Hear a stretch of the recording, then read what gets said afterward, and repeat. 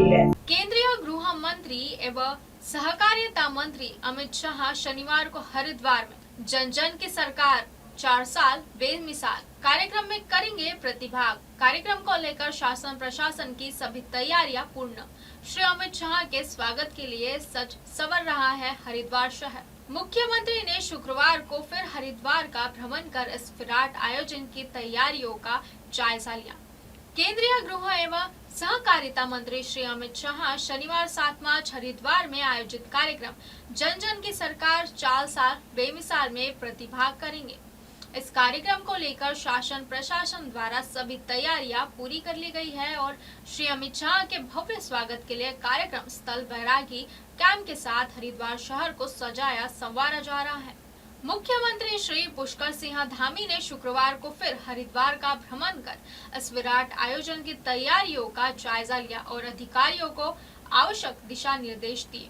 मुख्यमंत्री श्री पुष्कर सिंह धामी ने बैरागी कैंप पहुंचकर प्रस्तावित कार्यक्रमों की तैयारियों का स्थलीय निरीक्षण किया। इस दौरान मुख्यमंत्री ने जनसभा स्थल, मंच, प्रदर्शनी क्षेत्र, पार्किंग व्यवस्था, सुरक्षा प्रतिबंध, यातायात व्यवस्था, पेयजल, विद्युत आपूर्ति तथा अन्य मूलभूत सुविधाओं का विस्तृत अवलोकन किया।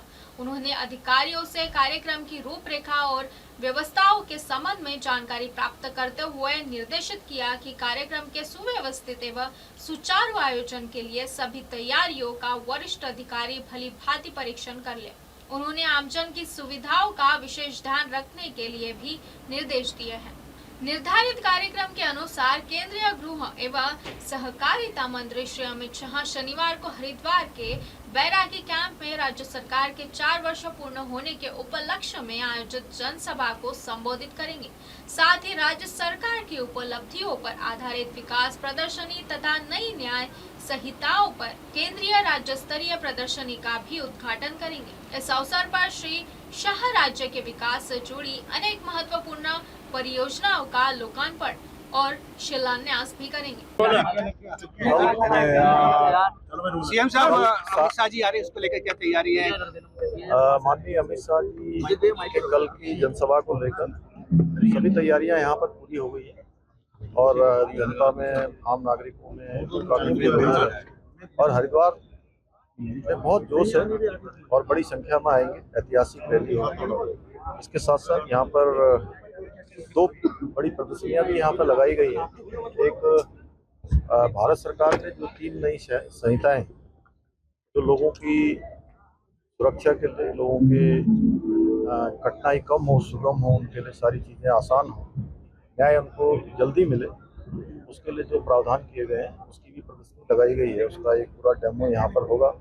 माननीय गृह मंत्री जी और गृह मंत्री जी के कार्यक्रम के बाद ये स्थान अगले 1 हफ्ते तक इसी प्रकार से ये खुला रहेगा, जैसे कि हमारे स्टूडेंट्स, आम जनता के लोग, अन्य लोग इस पूरी प्रदर्शनी को देख सकें और जो नई संहिता आने के बाद किस प्रकार से परिवर्तन हुआ है, किस प्रकार से न्याय मिलना आसान हुआ है, वो ठीक प्रकार से जान पाएंगे। इसके साथ साथ दूसरी प्रदर्शनी यहाँ पर सरकार ने जो डबल इंजन की सरकार ने पिछले सालों में जो काम किए हैं और जो निर्णय लिए गए हैं, जो उपलब्धियां राज्य को प्राप्त हुई, उसके संबंध में भी लगाई गई, वो प्रदर्शनी भी लगी रहेगी। सभी लोग आकर उसको देखेंगे। सीएम साहब 4 साल पूरे होने का क्या तोहफा दिया जा रहा है उत्तराखंड की जनता को?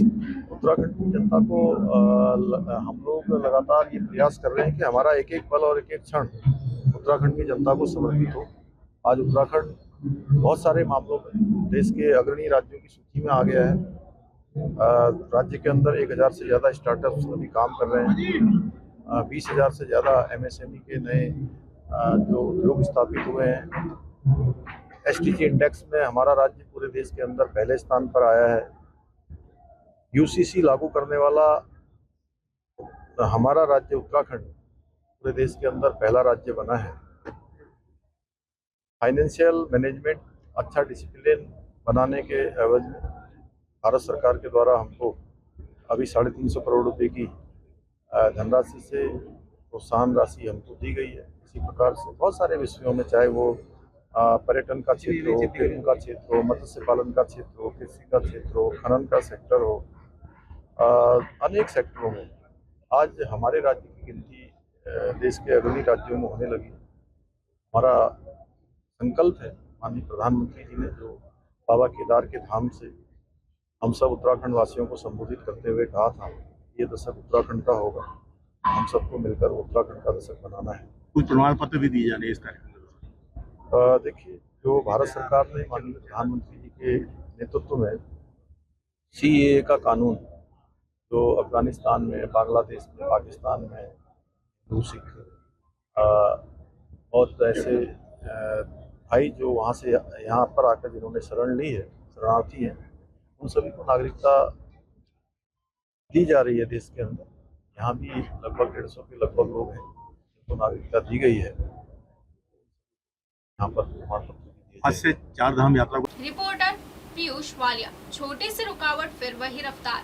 हम जल्द लौटेंगे MNS न्यूज के साथ। आप देख रहे हैं MNS न्यूज, सच जरूरी।